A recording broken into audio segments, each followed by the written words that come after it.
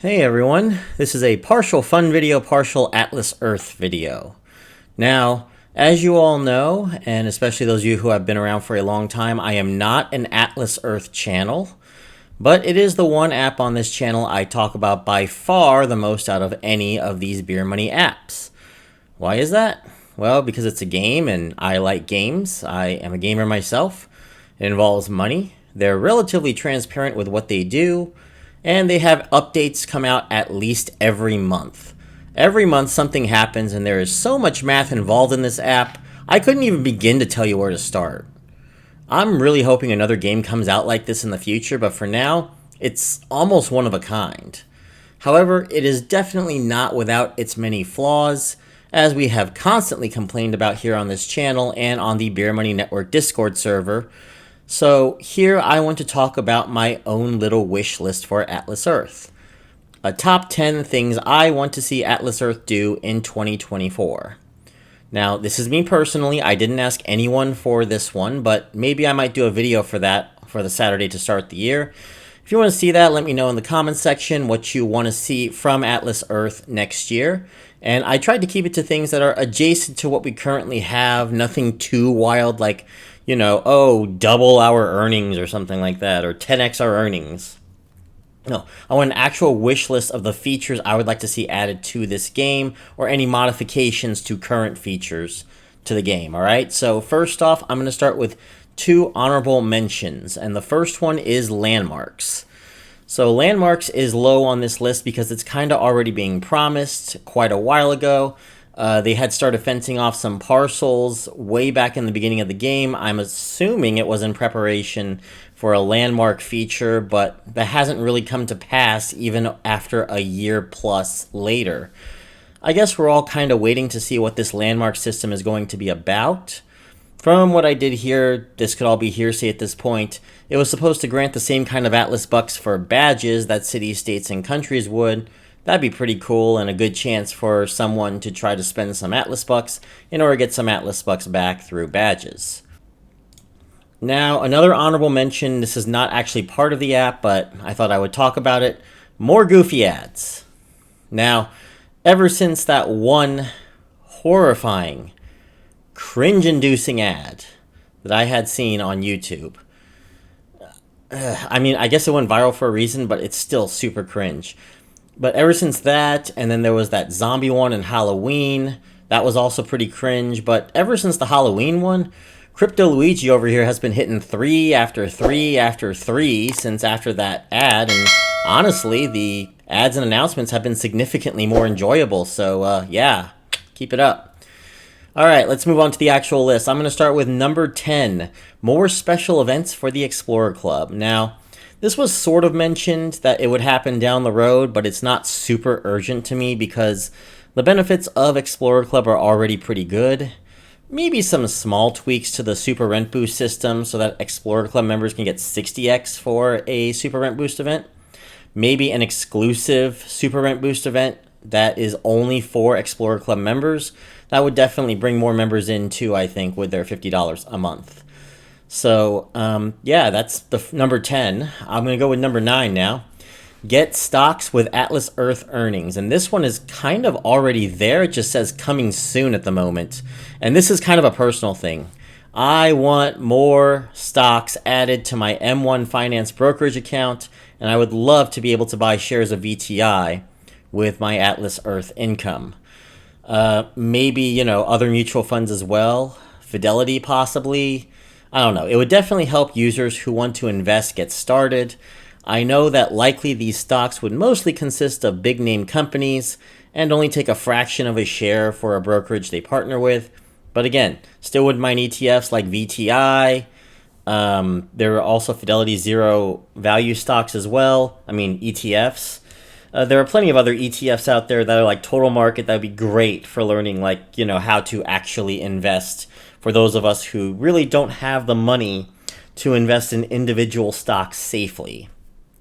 So that's number 9. Number 8, counting missing cities in the game. Now, this is only this low on the list because it's already on their roadmap. It's the only one in the top 10 actually that is on their roadmap.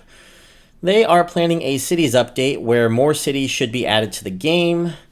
And not to mention, there are cities that should actually be cities, like Cheyenne, Wyoming, Reading, Pennsylvania, and Matthews, North Carolina, that don't seem to be on the list despite those red boundaries. It would also be nice to see cities that don't have red boundaries, like Gold Hill, North Carolina, and whatever Zizix Road is supposed to be in California, also be badge worthy. Maybe Zizix might be more of a landmark, I don't know. But anyways, it does get frustrating planning a trip only to find a third of the cities you planned not having badges, and your chance to tier up falling because of it. So more cities, more badges. Atlas Reality gets more Atlas bucks drained out of the ecosystem. I see this as a win-win-win. Now, the seventh thing on the list, or I should say number 7 on the list, open up Canada and possibly Mexico, but mostly Canada. I'm not sure how the rules are in Canada compared to the US for things like this, but I assume if Swagbucks and other BeerMoney apps are able to run Canadian branches up there, it shouldn't be a problem for Atlas Earth to have a Canadian release in the near future. I'm not sure if you could let them cash out in crypto or stocks, but Canadian dollars is still pretty good. Plus, there's a lot of players that could join us for mini games over there, although they do have 2 additional time zones that we'd have to worry about. I chose Canada and to a lesser extent Mexico over other places like the United Kingdom or Singapore or elsewhere because of that time zone kind of alignment. They do have that alignment with us, and I think about that as well for like mini games, if you want to do mini games with everyone. Especially since if you opened it up in the UK right now, oh boy, they're probably going to need like their own separate mini game times as well. And that's going to bring it back to us over here where you're going to have some tryhards try to play all the mini games that they possibly can. It's, it would just be a mess to me. Anyway, that's pretty much it for that one. I will say though, one note is they do have 2 additional time zones to the east that could make those mini games very, very late for them. So they might have to like make those, mini games a little bit earlier. And speaking of mini games, number 6, another mini game other than timing a button press. Golfing is just pressing a button when the lever hits the yellow color 12 times in order to win. Fishing is just pressing a button 16 times where the fish circle is in order to win. And racing is just pressing a button 4 times at the right supposed time, although it lags like crazy. It's all button timing games, and I'd like to see some simple strategy game or something a little more complex that might be time-based. Who knows? If it turns out more fun than these mini games next year, I might even suggest making it a real tournament or competition. But right now, the closest I could see that happening is golfing, only because of the not so much dependency on connections. But I guess we'll see something better down the road, maybe. Maybe with bowling? Well. Number 5. Better minigame servers for Racer and tiebreakers for fishing. Priority probably goes to the Racer game because that game is broken, but both these games really do need a bit of an overhaul. Racers feel like they are overly dependent on one's connection, and that just isn't very fun to me. Fishing is to an extent, and has been increasingly so because of that final fish. I mentioned this on a video already, so I won't go into too much detail, so check that one out. But please, we really do need to fix this to bring more people into the minigames. Now we're going to stay on the topic of the minigames for number 4, state prize pool reform. It's kind of sad when a player from Wyoming or the US Virgin Islands can win a 200 Atlas Buck prize pool just playing to barely make the top 500, if even that, while in states like Georgia and North Carolina they consistently have 3 to 4 players in the top 25 every event. The latter might be this channel's fault, so bad channel, bad. You're the one that brought smooth aerosol in a car. Yeah, I'm just kidding, guys. You two are cool. Anyway, my idea to reform the state prize pool would be something like this. Have a minimum state pot up to a certain amount. Say, for example, a minimum of 50 Atlas Bucks awarded to the state winner. And other than that, for the remainder amount, make it based on how many games that state has contributed. While we do want to give incentive to players in sparse states to play, we don't want something where the 4th place in North Carolina or Georgia could win in Iowa, for example. That doesn't seem very fair, and in my opinion, moving states shouldn't be a minigame earning strategy. Number 3, runner-up spots for cities, states, and countries. The idea that one person would get all the Atlas Bucks rewards for a badge, especially this day and age with Stealth G 605 running around, just feels kind of rough. I'd like to see a vice president spot for the country awarded to the next 4 to 9 players, depending on where you want the cutoff to be. And they'd be awarded a very small amount of Atlas Bucks per badge, like maybe 1 or 2. Could do the same with states, call it lieutenant governors, and cities, call them magistrates. Though I will say that the city one, I'm kind of thinking about that a little bit differently, but I do want to keep it on an equal level with the state and the country. It just wouldn't make things seem so hopeless when one player is head over heels above the rest, and it will give free-to-player or Explorer Club only players something to shoot for, and they can get a little slice of that overall pie. Number 2, Explorer Club Lite. $49.99 a month is very expensive for a monthly cost, and it's not something everyone can do every month. What I would like to see is a light version of the Explorer Club. Make it like $8.99 a month or something instead. And it just comes with a smaller portion of the Atlas Bucks that you would get with the regular Explorer Club. You could just take 10 out from the Explorer Club, put it into light, and make it so that you would get 1 per day normally, 11 for the light version, and 91 for the regular Explorer Club version, like always.